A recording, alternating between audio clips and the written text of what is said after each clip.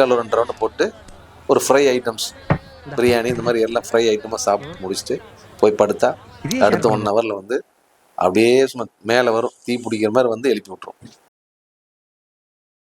நெஞ்சு எரிச்சல் நைட்டில் பார்த்தீங்கன்னா அப்படியே நெஞ்சில் ஒரு தீ பிடிக்கிற மாதிரி ஒரு ஃப்ளாஷ் கீழேருந்து ஸ்டார்ட் ஆகி மேலே த்ரோட் வரைக்கும் வரும்.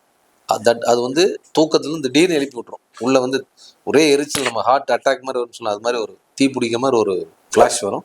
That is a heartburn, நெஞ்சு எரிச்சல்னு சொல்லுவோம். இது எதனால் வருது, இது எப்படி மேனேஜ் பண்ணுறது?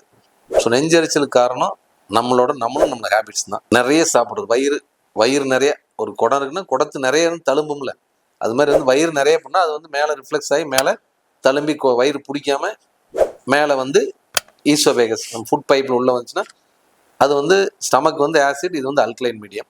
ஸோ ஆசிட் அல்கலைன் வந்து அப்படியே தீ பிடிக்க மாதிரி எரியும். ரிஃப்ளெக்ஸ் ஈசோவேஜைட்டிஸ் சொல்லுவோம். ட்ரிகர் ஃபேக்டர் தான் இப்போ நம்ம 99% பீப்புளுக்கு இந்த ஹார்ட் பர்ன் இருக்கும். ஏன்னா ஆல்கால் ஒரு 2 ரவுண்டு போட்டு ஒரு ஃப்ரை ஐட்டம்ஸ் பிரியாணி இந்த மாதிரி எல்லாம் ஃப்ரை ஐட்டமாக சாப்பிட்டு முடிச்சுட்டு போய் படுத்தா அடுத்த 1 ஹவரில் வந்து அப்படியே சும்மா மேலே வரும், தீ பிடிக்கிற மாதிரி வந்து எழுப்பி விட்டுரும்.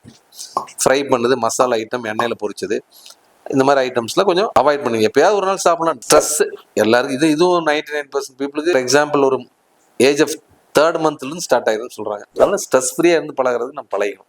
ஸ்ட்ரெஸ் இருந்துச்சுன்னா அது வந்து இப்போ நம்ம ஹேபிட்ஸ், ஆல்கஹால், ஸ்மோக்கிங், இதை விட மோசமான ஹேபிட் ஸ்ட்ரெஸ். இதை எப்படி மேனேஜ் பண்ணணும், நம்ம மேனேஜ் பண்ணிக்கலாம். எப்படி ஸ்ட்ரெஸ் இல்லாமல் எப்படி வாழ்றது அப்படிங்கிறது. இல்லைன்னா அப்படி இல்லைன்னா நம்ம ஃபேமிலியில் வந்து எல்லாரோட பேசினாலே ஸ்ட்ரெஸ் போயிடும்.